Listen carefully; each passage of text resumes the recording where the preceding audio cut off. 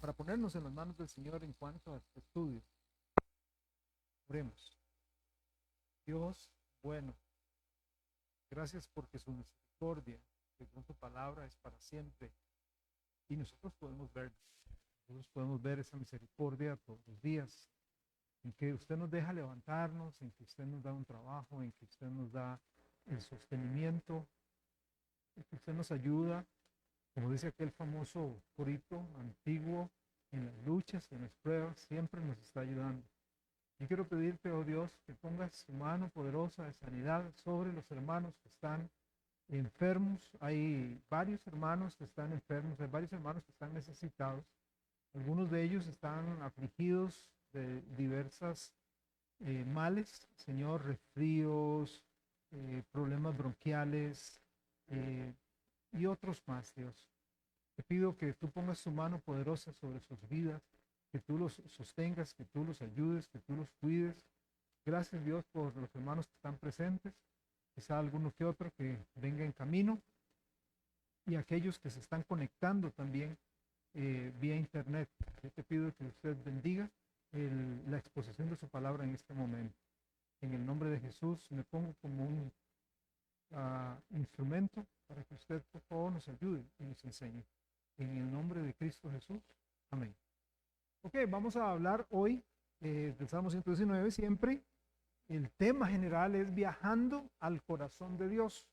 Y el título de nuestra lección esta noche es pasando de común a poco común. Pasando de común a poco común.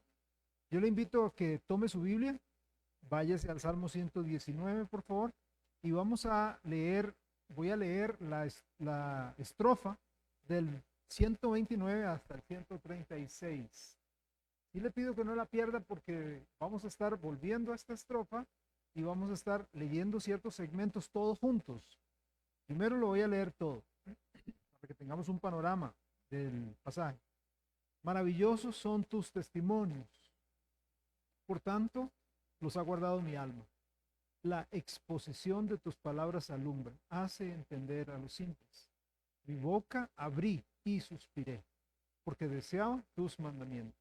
Mírame y ten misericordia de mí, como acostumbras con los que aman tu nombre. Ordena mis pasos con tu palabra y ninguna iniquidad se enseñoree de mí.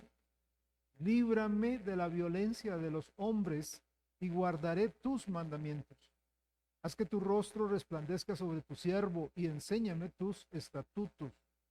Ríos de agua descendieron de mis ojos, porque no guardaban tu ley.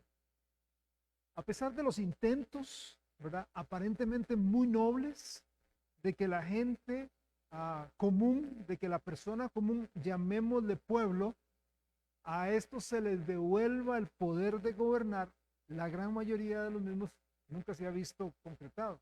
Siempre ha habido esos ideales de vamos a devolverle al pueblo el poder para que el pueblo pueda gobernarse, para que el pueblo pueda mandar, pero a pesar de todos esos intentos, algunos políticos, otros bien intencionados tal vez, no se ha logrado eso, ¿verdad? Hay una sola forma, a través de la historia se puede analizar, hay una sola forma de darle el poder a la persona común, y es dándole una Biblia, explicándole lo poderosa que ella es y enseñándole cómo usarla. Esa es la manera mejor que hay. En los primeros años del cristianismo, y eso lo puede ver históricamente, en los primeros años del cristianismo vemos a un grupo de personas, en su mayoría gente común y corriente, pescadores, gente del vulgo, que trastornó el mundo con el poder del evangelio. ¿Armados con qué? La palabra de Dios. No tenían mucha oratoria, no tenían mucha dicción, no tenían mucha preparación académica, pero tenían la poderosa palabra de Dios y ellos condujeron a miles hacia una comunión con el Padre Celestial y por ende al cielo. Eran gente común y corriente. Cuando la Biblia fue quitada, y el diablo muy astutamente sabe el poder que la Biblia tiene, entonces la Biblia le es quitada al hombre común, argumentando que solamente los estudiados podían leerla, que solamente los muy estudiosos podían estudiarla, que solamente la gente que sabía griego, hebreo, latín, podían conocerla.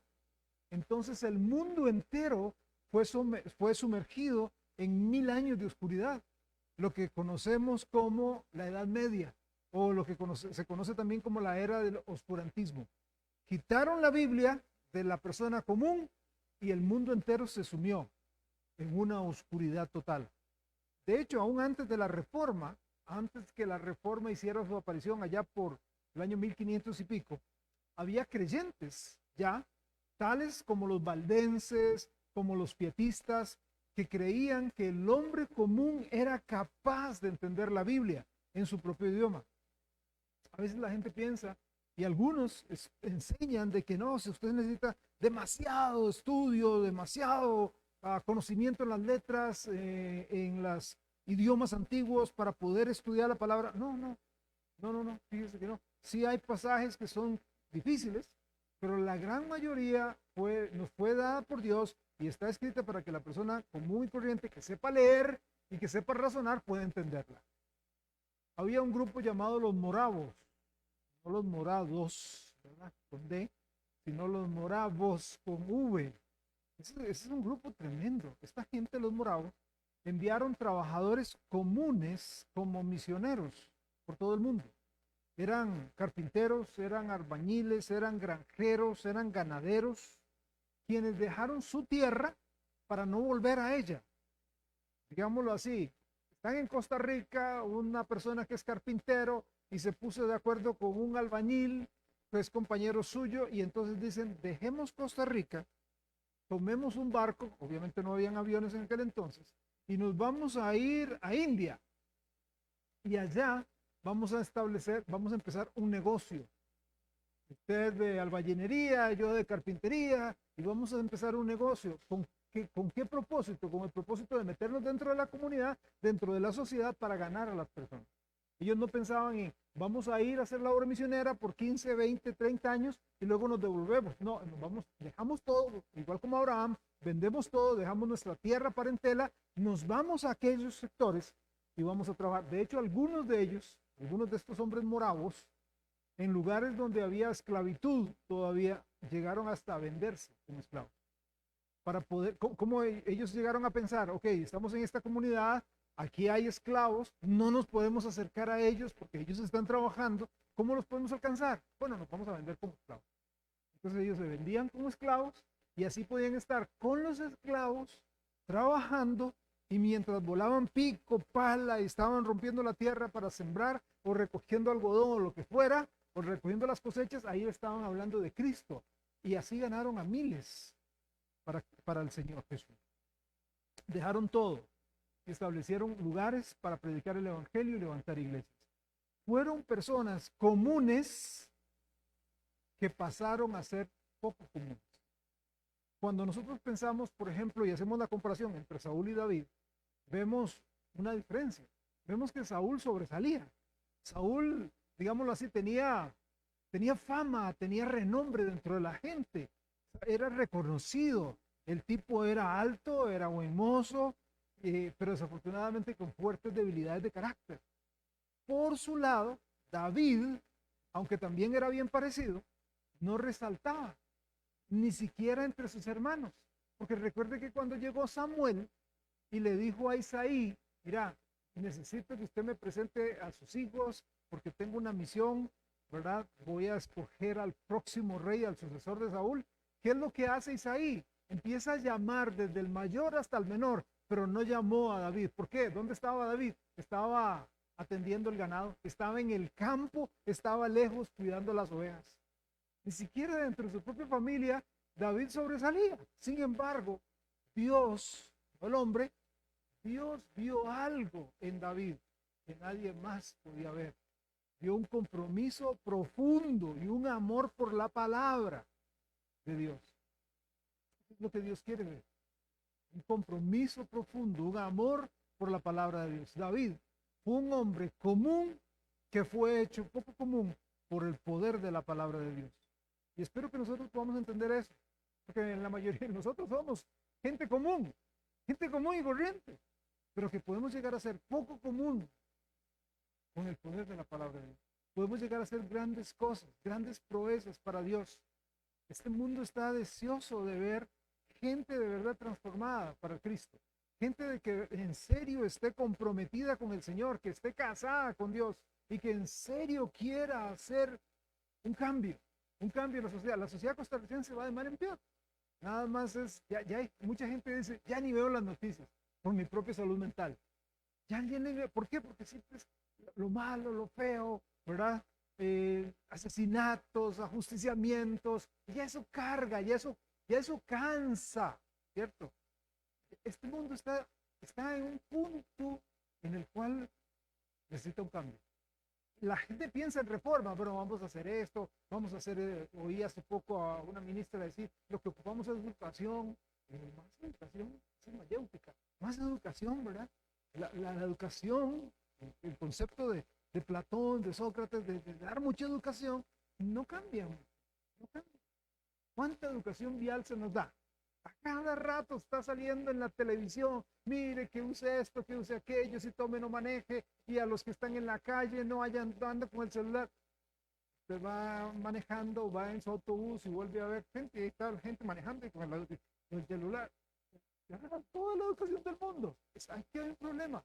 El problema no es no es de afuera, no es la mente, el problema es el corazón.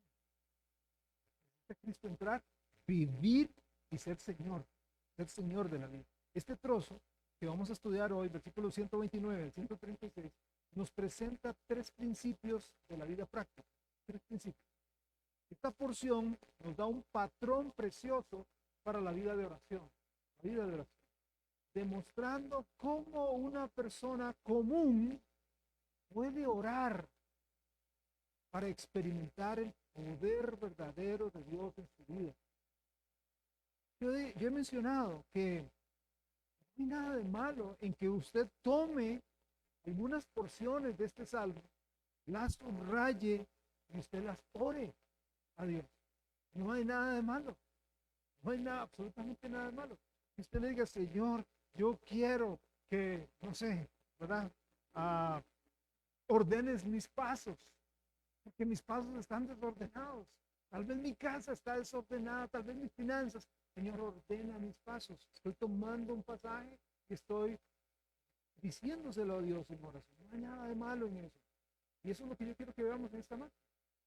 Veamos algunos principios en cuanto a la oración extraídos de este pasaje. Y finalmente, en el último versículo, podamos ver el producto o el resultado de esta vida de oración. ¿Qué es lo que produce esta vida de oración? Okay, primero que todo, veamos los principios de la vida práctica. Principios de la vida práctica. Principios que usted puede aplicar a su vida diaria, ¿ok? Vamos a leer, por eso le dije, tenga Salmo 119. Vamos a leer juntos en voz alta los versículos 129 a 131. ¿Qué le parece? Versículos 129 a 131. ¿Ok? Respetando comas, puntos, no nos adelantamos, vamos al unísono. ¿Listos? Maravillosos son tus... No los oigo, otra vez, agarremos fuerza, ¿ok? Vamos a tomar cafecito, fresquito y comer ahorita, ¿sí? Démosle. Maravillosos son tus testimonios, por tanto los ha guardado mi alma. La exposición de tus palabras alumbra, hace entender a los simples. Mi boca abrí y suspiré, porque deseaba tus mandamientos. Paremos ahí. Hemos visto muchas verdades a lo largo de este pasaje, de este estudio. En lo personal me han de verdad desafiado, me han llamado la atención, me han ministrado fuertemente para ajustar algunas cosas en mi vida, para adoptar algunas cosas, para quitar otras cosas, para poder tener una vida como la que tenía este salmista, que otra vez decimos que probablemente fue David. Pero sinceramente, cuando estoy estudiando y estoy compartiendo, yo digo, yo quiero ser lo que este hombre, yo quiero amar la Biblia, yo quiero amar a Dios como este hombre la amaba. Y otra vez, este hombre no era que vivía 24 horas al día solo para Dios, solo oraba y leía la ley de Dios. No, no, él tenía que trabajar y tenía probablemente familia, pero sin embargo destila un amor profundo por el Señor y un amor profundo por su palabra. Vamos a ver, como digo, algunos principios para la vida práctica, que si lo seguimos, definitivamente va a transformar nuestro andar diario. Lo primero que yo quiero que veamos es el secreto de una verdadera motivación. El secreto de una verdadera motivación. En el versículo 129. Secreto de una verdadera motivación. ¿Qué dice? Maravillosos son tus testimonios. Por tanto, los ha guardado mi alma. Los maravillosos testimonios de Dios, refiriéndose a la Biblia, fueron el empuje y han sido el empuje tras cada versículo de este salmo. Así como la palabra de Dios es maravillosa, maravillosos, ¿no?, son tus testimonios, el nombre de nuestro Señor también es maravilloso. Recuerda usted allá en Isaías capítulo 9, cuando se da los nombres del Señor Jesucristo, dice, porque un niño nos es nacido, dice Isaías 9:6, porque un niño nos es nacido, hijo nos es dado, y el principado sobre su hombro, y se llamará su nombre admirable. Se llamará su nombre admirable. O sea, el nombre de nuestro Señor es admirable, al igual que su palabra es admirable. ¿Por qué? Porque la palabra es el verbo escrito y Jesús es el verbo viviente. ¿Recuerdan la semana pasada que hice referencia a dos palabras? En la estrofa pasada habían dos palabras que se repetían en el versículo 127 y 128. ¿Cuáles eran esas dos palabras? Dos palabras que se repetían. ¿Cuáles eran? No, mandamientos se repiten. Pero yo hice referencia específicamente a dos palabras. ¿No? ¿Cuál? Por eso. Hice referencia a eso. Dos palabras. Versículo 127. Por eso he amado tus mandamientos. Versículo 128. Por eso estimé rectos. Y versículo 129, que es nuestra porción. Maravillosos son tus testimonios. Por tanto. Por eso, por tanto. Aquí se vuelve a poner aquí viene un aspecto de causa y efecto. La admiración que siente el salmista por la palabra de Dios lo llevó a obedecer. Era tanta su admiración, admiraba tanto la Biblia que la llevaba a obedecer. Estaba enamorado tanto de la palabra de Dios que la lleva a obedecer. No era solamente, qué lindo, qué bonito, no. Es que tesoro, yo la quiero practicar, yo la quiero vivir. Dice, maravillosa es tu palabra, por tanto, yo la guardo. Por tanto, yo la obedezco, dice el salmista. Este es el secreto de la verdadera motivación. Su actitud de corazón hacia la palabra de Dios determina si usted la va a obedecer o no la va a obedecer. Y ya eso lo hemos dicho varias veces en el estudio. La actitud del corazón no es tanto el conocimiento. El conocimiento es importante y necesitamos conocimiento. Claro que sí. O sea, necesitamos conocimiento. Si no hay conocimiento, no hay sabiduría. La sabiduría es qué hacer con mi conocimiento. ¿Ok? Yo necesito conocimiento, soy sabio cuando digo, ok, ya tengo este conocimiento y sé cómo aplicarlo, ¿verdad? ¿Cuánta gente, por ejemplo, creo que les han narrado la historia, una vez hablando yo con un máster en economía, el tipo era un máster en economía, trabajaba para unas empresas transnacionales más grandes aquí en el país, sentado conmigo, endeudaditico, con sus 5 tarjetas de miles de dólares hasta el tope, diciendo, ¿cómo saben? Tienen la teoría, es economista. Tienen la teoría. Por eso Pablo dice, hay sabiduría de este mundo. Esa es la sabiduría del mundo. O sea, que usted sepa, tenga una herramienta, sabe economía, pero sepa cómo usarlo. ¿Ok? Sepa cómo usarlo. Esa es sabiduría del mundo. La sabiduría de Dios cuando yo tengo el conocimiento de lo que dice Dios, Dios dice, ah, sí, Dios dice esto y esto y esto, ¿cómo lo aplico? ¿Cómo lo llevo a la práctica? En mi casa, en mi vida, con mi carácter, con mi familia, ¿ok? A eso es lo que se refiere. Si nosotros llegamos a la Biblia solo para llenar alguna necesidad apremiante de la vida, o para escapar o solucionar rapidito un problema, su motivación finalmente ya se va a desvanecer. Usted va a abandonar su búsqueda de Dios porque sus motivos fueron incorrectos. Como dije el domingo, empezamos la serie sobre la familia.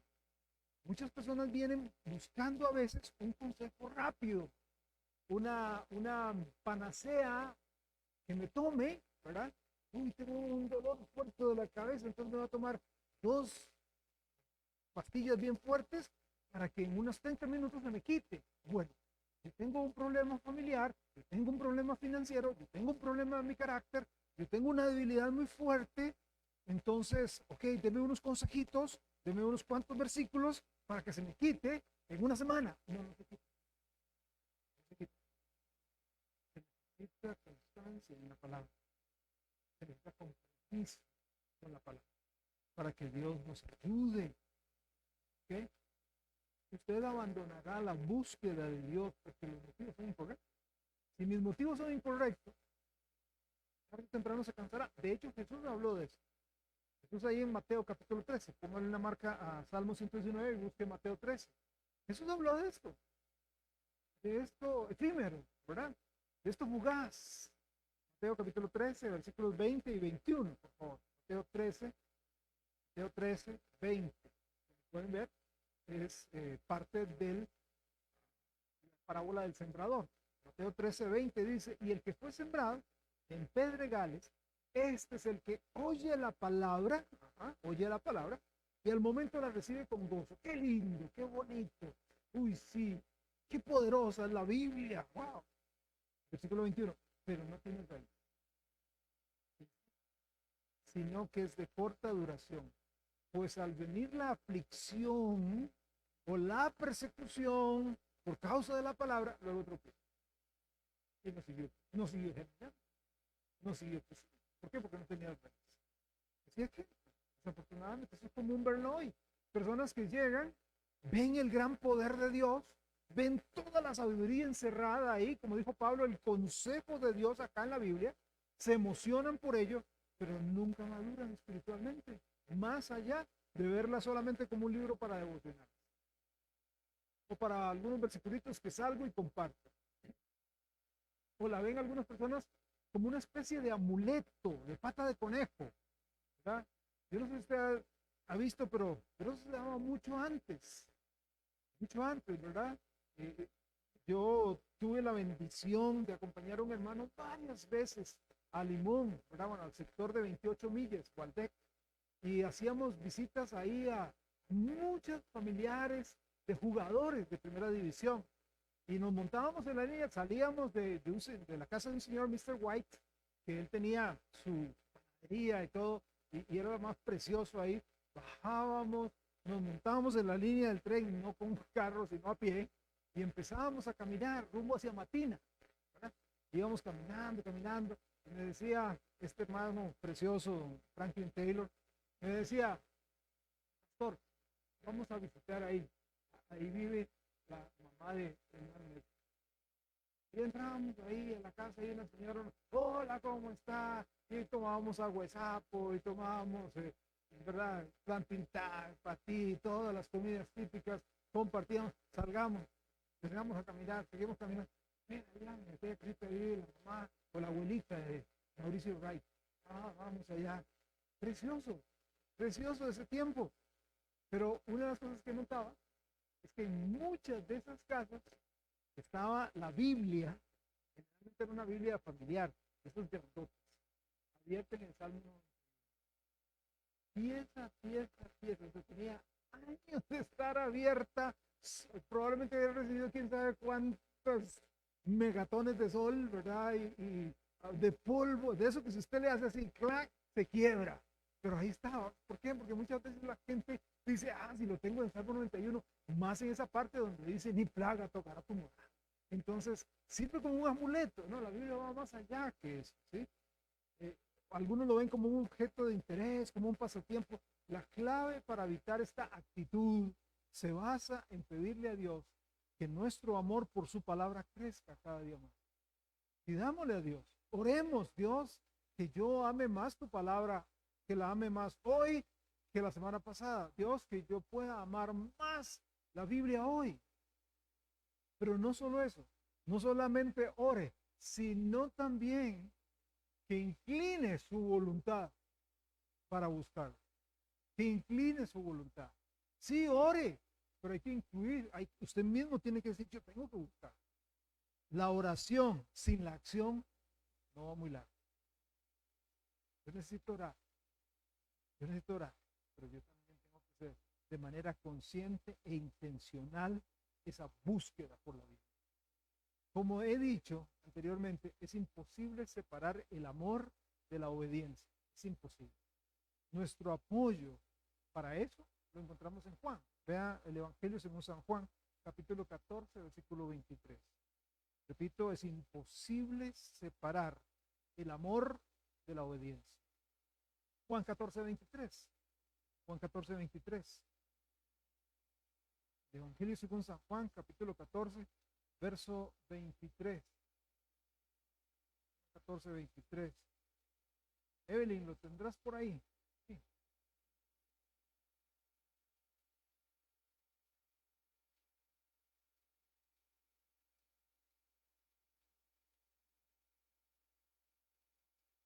Gracias. El que me ama, va a guardar mi palabra. El que de verdad me ama, va a guardar mi palabra. Ok, la segunda cosa práctica es que aquí encontramos en el versículo 130 el secreto del verdadero entendimiento. En el versículo 130 vemos el secreto del verdadero entendimiento. En el versículo 129 mencioné el secreto de la verdadera motivación.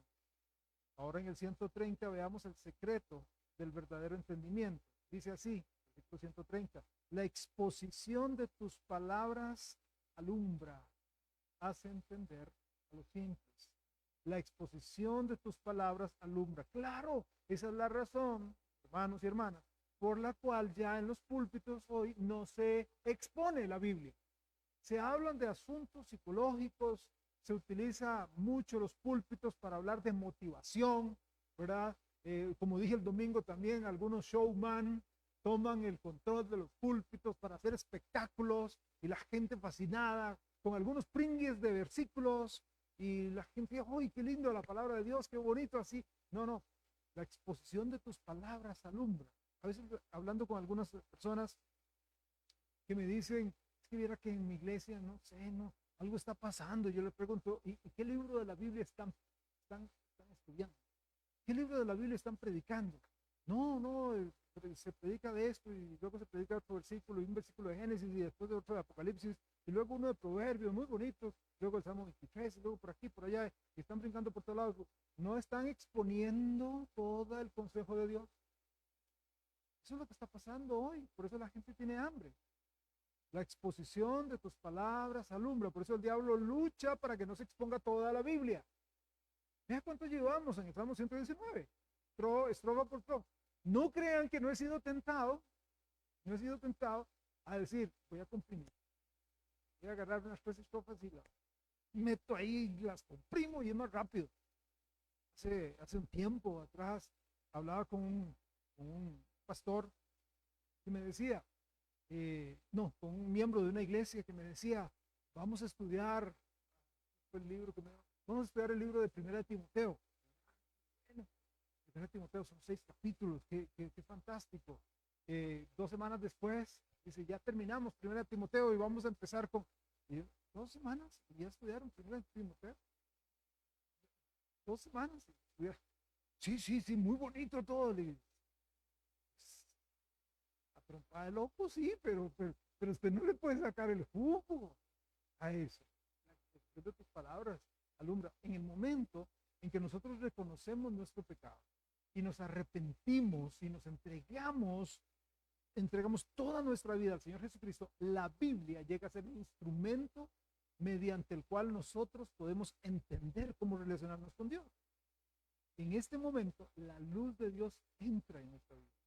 En ese momento podemos ver, éramos ciegos, ahora podemos ver. Pablo describió esto en 2 de Corintios. 2 de Corintios capítulo 4, verso 6. Búsquelo, por favor. 2 de Corintios 4, 6. Él lo explica o lo presenta así. Segunda carta a los Corintios, capítulo 4, verso 6. Dice, 2 de Corintios 4, 6. John, lo tendrás por ahí, por favor. 4, 6.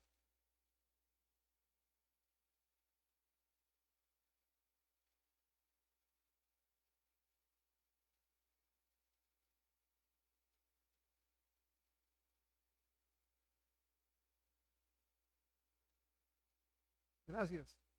Dios que hace resplandecer la luz en las tinieblas.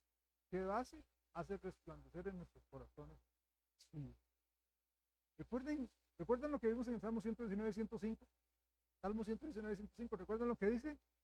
Lámpara es a mis pies tu palabra y lumbrera a nuestro camino, ¿verdad? Al ser el Señor Jesús la luz del mundo y dejarnos la Biblia como su luz y para que ella viva dentro de nosotros, nos está dando la luz que necesitamos para no andar en tinieblas. Este mundo está lleno de tinieblas. Está lleno de huecos, de baches, de trampas. Hay mucha penumbra, oscuridad, niebla. Pero este libro, que la idea de Dios es que habite en mi mente, va a ser el que prenda la luz y pueda, ahí hay un hueco, cuidado, ahí hay una trampa, cuidado, ahí hay una pared, cuidado, hay un enemigo. La exposición de la Biblia de manera sistemática hace que las personas la conozcan. La Biblia es tan difícil, como dije anteriormente, la Biblia sí tiene algunas áreas difíciles y oscuras, claro que sí. La mayoría es para que nosotros la entendamos. Pero si no se expone, por eso hay que exponerlo, hermanos, y hay que exponerla de manera clara, para que la persona más sencilla pueda entenderla. Es por eso, cuando Dios les dé a ustedes la oportunidad de exponer la palabra de Dios, sea acá o sea en cualquier otro lugar, siempre es importante saber a cuál audiencia me estoy dirigiendo. Es muy importante saber a quiénes estoy hablando. Estoy hablando a gente que vive en el campo, que trabaja en la agricultura. Estoy hablándole yo a gente que es pescadora, que se gana la vida pescando.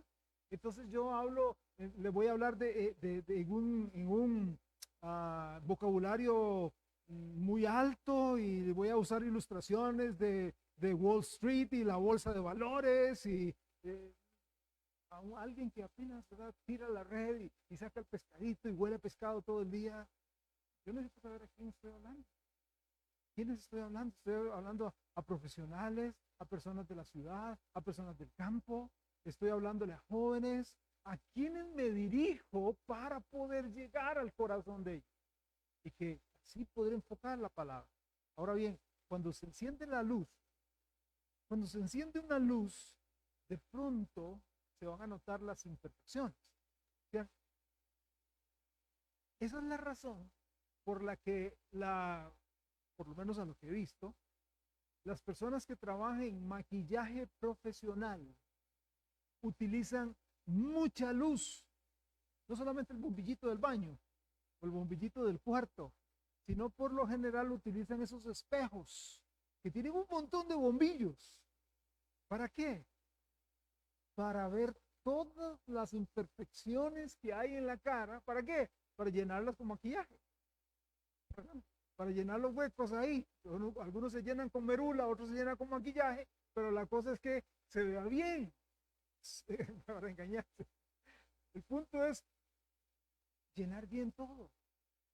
La suficiente luz puede mostrar las imperfecciones. ¿Okay? Cuando vamos a la Biblia, de repente vamos a ver nuestras imperfecciones. Vamos a ver de que, mira, yo estoy fallando en esto, mira, yo estoy fallando en aquello.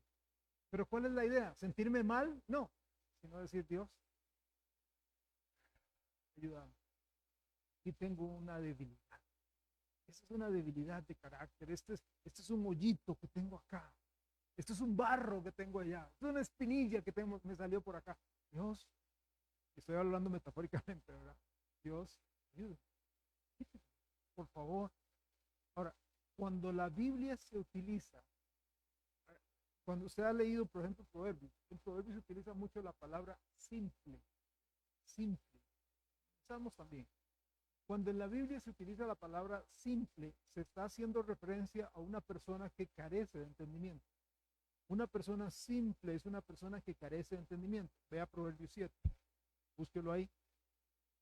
Vea lo bonito y la belleza de la Biblia misma, que ella nos sirve como diccionario también, nos sirve como para explicarnos. Proverbios capítulo 7, versículo 7. Proverbios 7, 7. Dice, vi entre los simples, consideré a los jóvenes.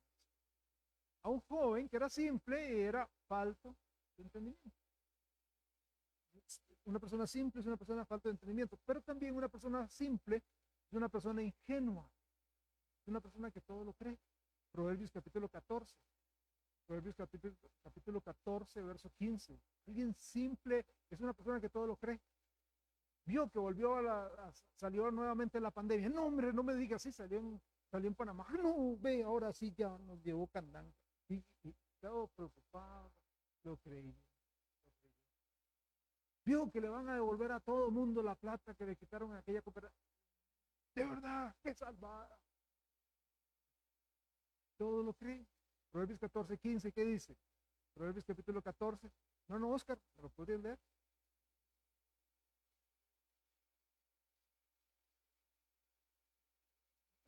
Todo lo creen. Va a pasar esta cosa. No me digas. ¿Se va a acabar el mundo pasado mañana? No, ahora sí. Yo no tengo. Todo lo creen. Eso no tiene que ver. Eso no tiene que ver. Ser simple no tiene que ver con su nivel de educación y cultura. No tiene que ver. Puede ser una persona muy educada, puede ser una persona muy culta, puede ser una persona muy sofisticada, que si no conoce la Biblia, Dios lo llama simple. No yo, ningún humano, Dios le dice, ahora bien, digamos lo siguiente, no importa cuán simple sea una persona, no importa cuán simple sea, o sea, cuán carente sea de entendimiento, cuán ingenua sea una persona, que si con sinceridad y con disciplina se aboca a conocer la Biblia, Dios a través de ella lo volverá a saber. Dios a través de eso. Salmo 19, versículo 7, lo repite. Vean, lo refuerza. Salmo 19, verso 7. Salmo 19, verso 7. Salmo capítulo 19, versículo 7. Vamos a poder leerlo, por favor.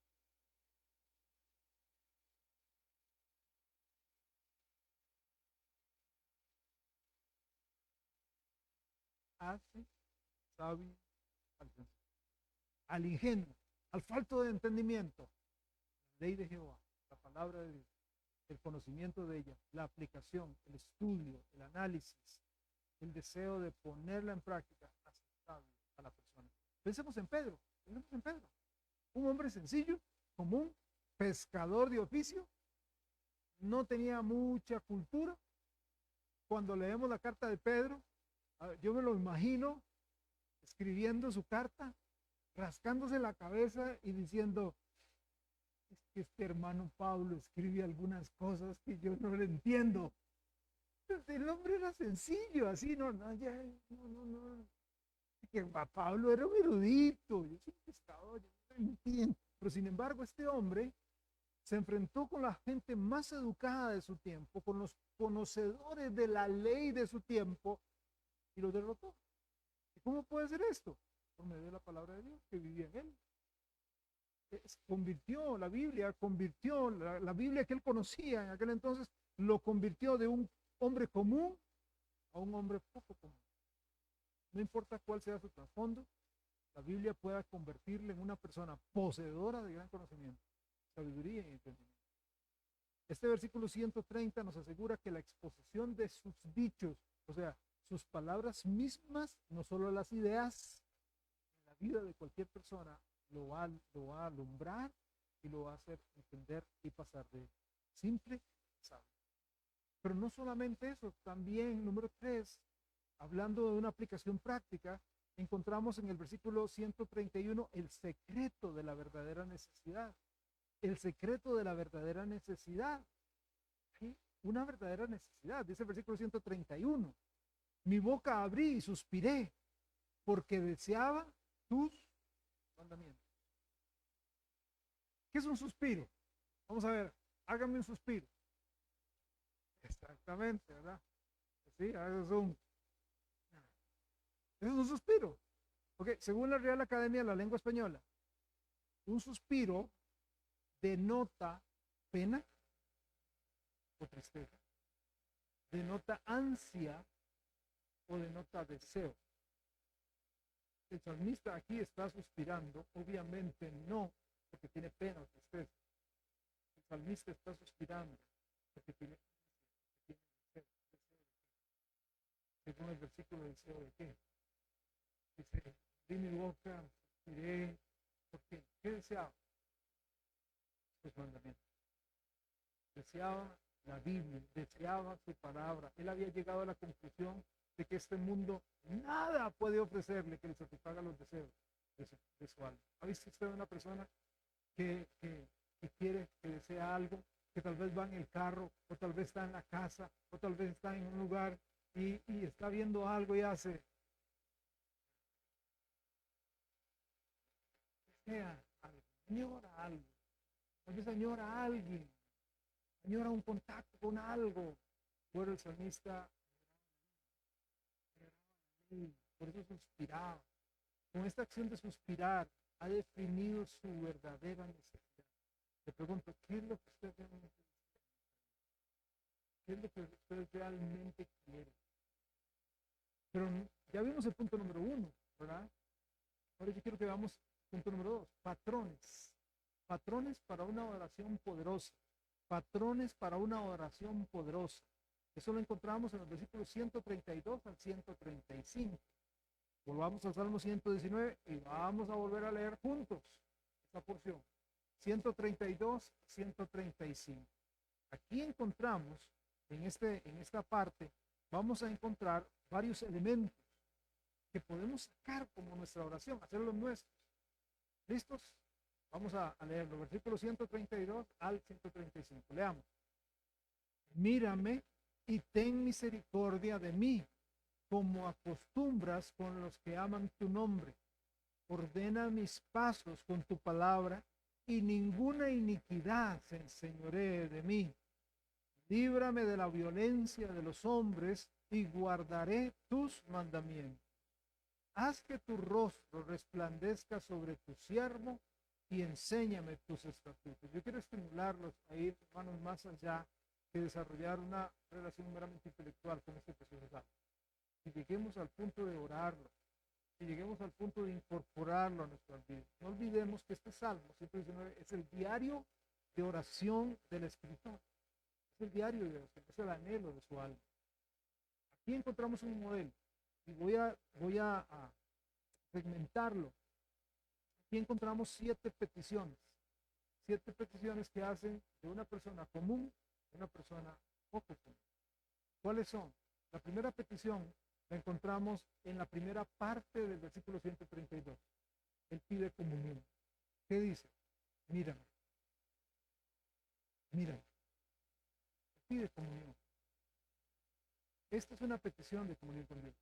Como cuando un niño le llama la atención a su papá, quien tal vez está ocupado, tal vez está haciendo algún trabajo, tal vez está, o la mamá está preparando algo, o están limpiando, o tal vez está viendo televisión, o está leyendo alguna cosa, y el niño se vuelve y le dice, papi, mami, mírame, mírame, papi, mírame. ¿Qué es lo que él quiere? ¿Qué es lo que ella quiere? Atención, atención, eso es lo que quiere, le está llamando la atención, pidiendo atención. La comunión con Dios es esto, ¿no? Quiero que usted y yo estemos en ese contacto íntimo, ¿okay? que mi corazón lata al ritmo de su corazón. El sentimiento de culpa de Adán y Eva, cuando Adán y Eva pecaron, ¿qué es lo que hace? Hace que esta comunión perfecta, linda, se rompa. ¿Qué es lo que hace? Hace que el hombre se esconda.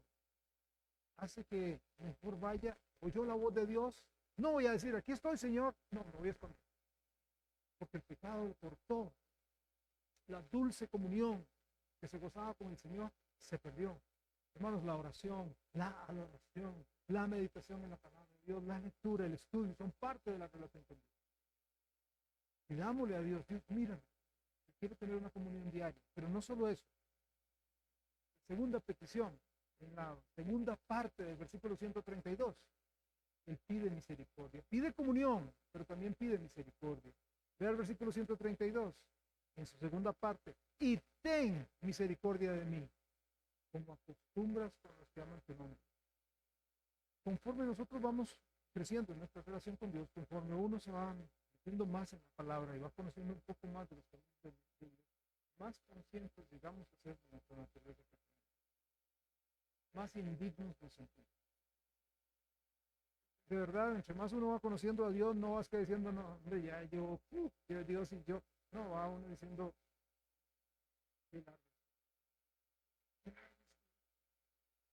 es sucio, diciendo, se ve con la santidad de un Dios tan grande, bueno, tan limpio, tan nítido, como Él es tan mío. ¿Qué es lo que hacemos?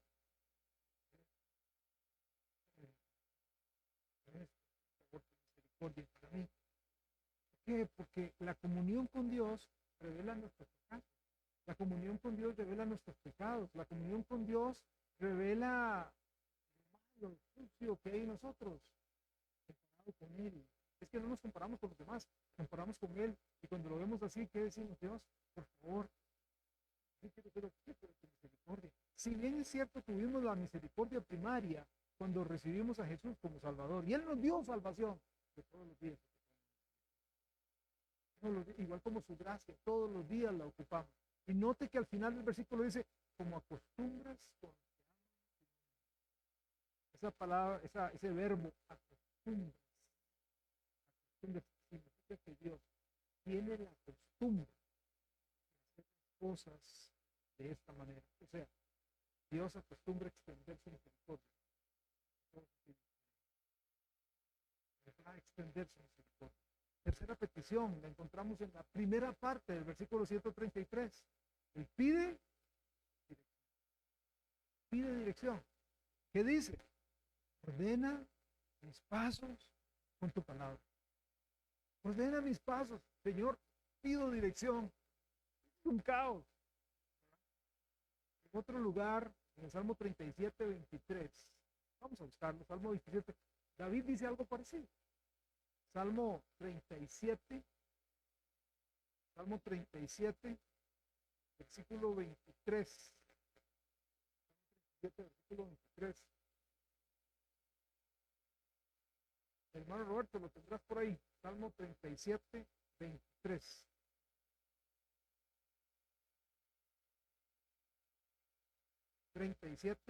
Verso 23.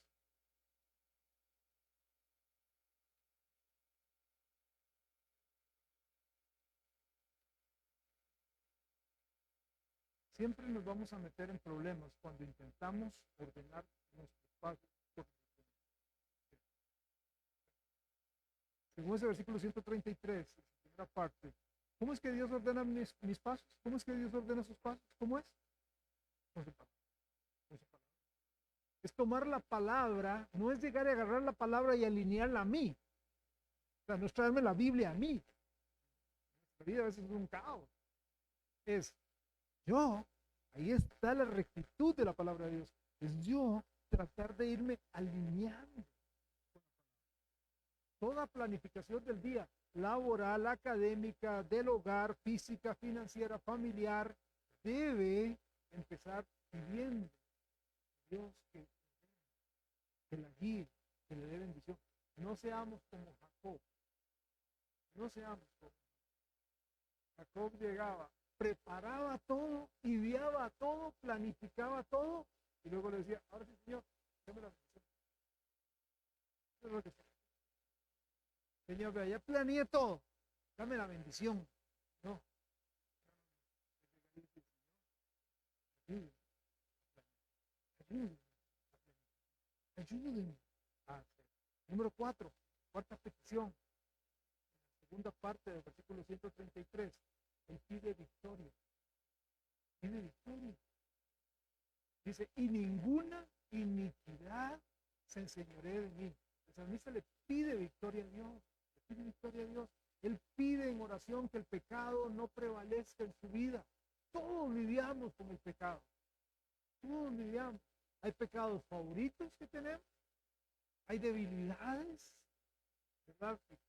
Hay cosas que pueden venir a nosotros, tentaciones en las cuales nos vamos a estar muy fuertes y vamos a decir, eso no, pan comido. Pero hay otras en las que nos tambaleamos, hay otras en las que nos movemos, nos mueve el piso.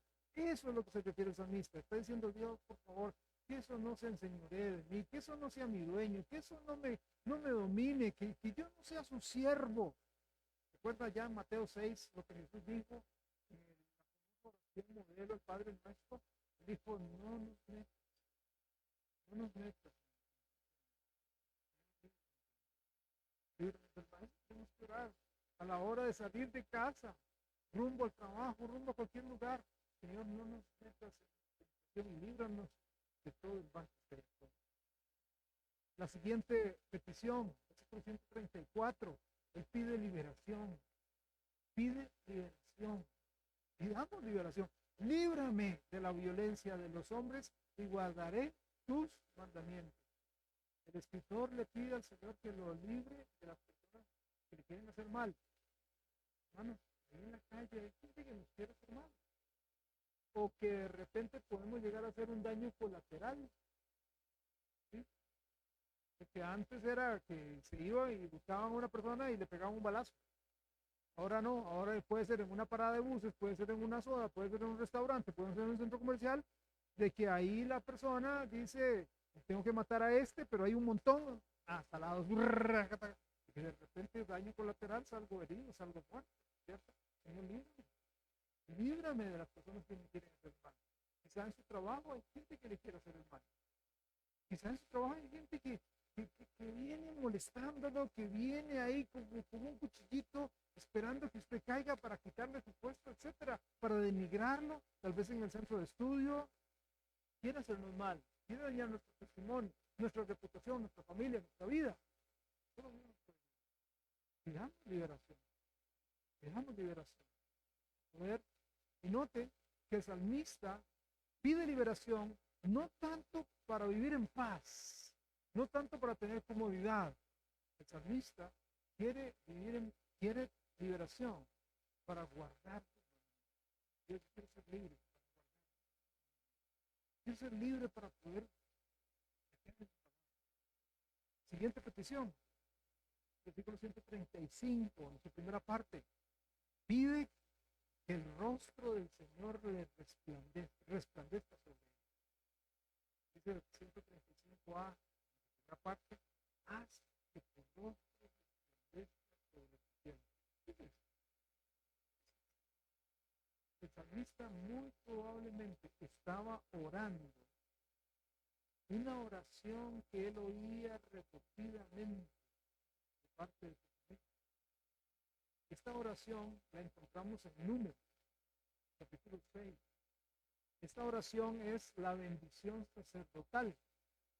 Allá en Números capítulo 6, versículos 22 al 27, dice: Jehová habló a Moisés diciendo, habla a Aarón y a sus hijos y diles, así bendeciréis a los hijos de Israel, diciendo, ¿cómo?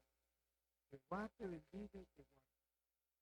Jehová haga resplandecer su rostro sobre ti y tenga de ti misericordia. Jehová alce sobre ti su rostro y ponga en ti paz. Que pondrá mi nombre sobre los hijos de Israel y yo lo bendeciré. ¿Cuántas veces en la vida de este salmista oyó eso? Y él también dice, Señor, haz que tu rostro resplandezca sobre mí. ¿Qué está pidiendo? Quiero tener la bendición de tu rostro. Quiero que tu rostro. Quiero voltear y ver tu rostro sonriendo de lo que yo estoy.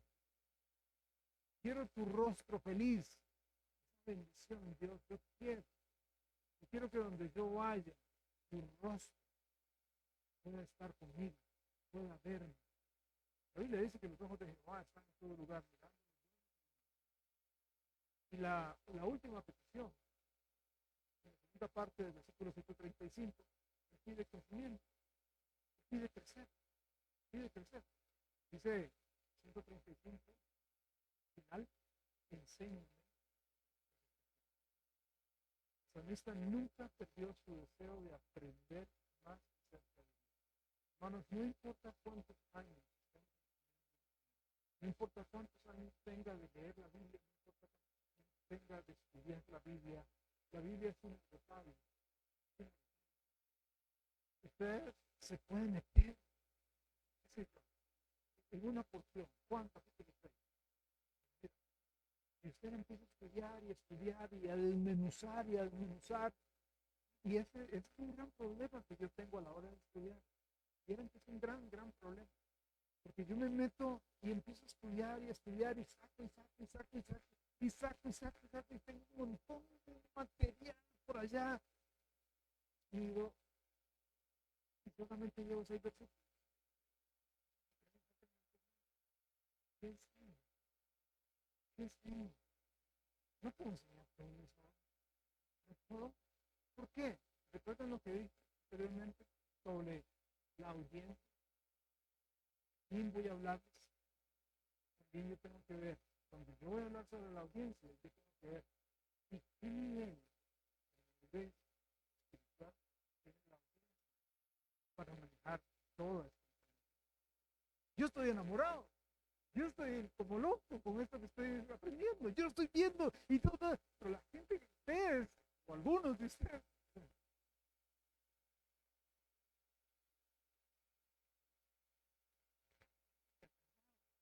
pero estoy inyectado. Y de repente puedo ser que estoy hablando de un montón de cosas que Dios me mostró. Tengo que decir, ok, tengo que partir frente a cantidad, gran cantidad se queda para mí. Gran cantidad se queda ahí, en notas, en la computadora, en libretas, que no sabe la cantidad de libretas que tengo, con anotaciones. Ahí se queda. Un extracto es lo que él nunca, el salmista nunca dejó de aprender, nunca dejó. Cuando usted diga, ya lo domino, yo le hago un desafío. Yo le hago un desafío. Bueno,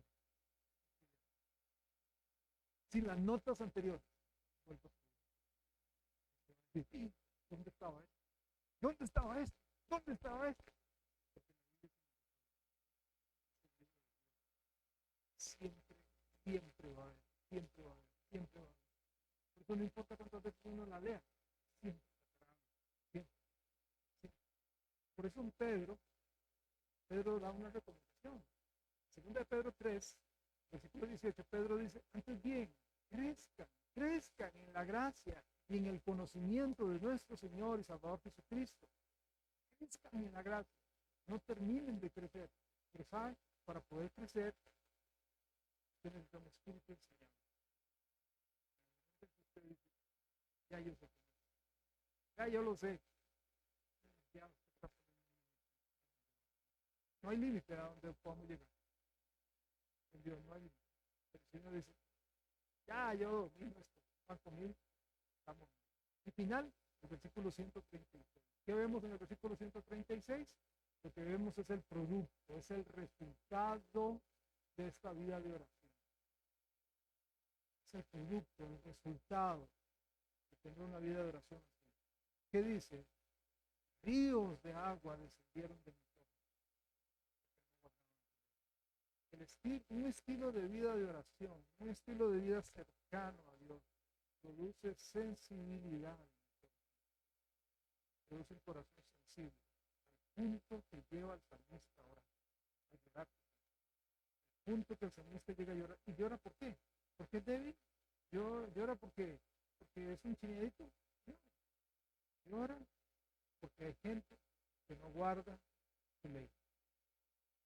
Hay gente, él está llorando porque hay gente que no guarda la ley de Dios. Hay gente que está violando la ley de Dios y eso lo conmueve. Él sabe que la gente que viola la ley de Dios, él sabe que la gente que no sigue los caminos de Dios, sabe a dónde van a ir a parar. ¿Recuerdan ustedes a Jesús allá en las afueras de Jerusalén? Jesús lloró y dijo: Jerusalén, Jerusalén, que matas a los profetas y apedreas a los que te son enviados. ¿Cuántas veces quise juntar a tus hijos como la gallina junto a los polluelos debajo de tus alas? Termino preguntándole: ¿qué siente usted cuando ve el mundo lleno de lugar que le toca hacer? ¿Le importa a usted que la gente se burle de la Biblia y la pisotee? ¿Ora usted de manera constante por familiares, amigos, vecinos, conocidos, para que lleguen a conocer a Dios como usted lo conoce y para que lleguen a amar la Biblia igual como usted? Ese sea ese contacto, esa conexión, ese corazón. Ese corazón va a darse cuando estamos en comunión con Él. Vamos de verdad a estar los ojos, mirar los campos y ver que están dados por el cielo y la gran necesidad que la gente tiene. Vamos a orar. Padre, gracias yo te doy en nombre de Cristo por la verdad que nos has enseñado. Yo te quiero pedir, Dios, que nos ayudes. Te ruego, Padre, que nos des fortaleza para poner en práctica tu palabra. Tu palabra es verdad, Dios. Tu palabra es espada. Tu palabra es fuego. Tu palabra es un martillo. Tu palabra es pan, de hecho. Tu palabra son manzanas. Tu palabra es más pura que el oro. Señor, ayúdanos a ponerla en práctica, a conocerla, sí, pero también ponerla en práctica, Dios. Te amamos y queremos conocerte más y conocemos más a través de la comunión que tengamos contigo por medio de la oración y por medio del estudio de la palabra. Te pido, Dios mío, que tú lo bendiga. Que trabajes, Dios, en nuestro corazón, que nos hagas, Dios, entender qué quieres de nosotros, que nos enseñes, que nos muestres tu plan, tu propósito para nosotros. Dios, dirígenos, háganos flexibles. Dios, el hombre que quieres, que te amo. En el nombre de Jesús. Amén. Amén. Hermanos, antes de pasar allá atrás para tomarnos un cafecito, un refresquito,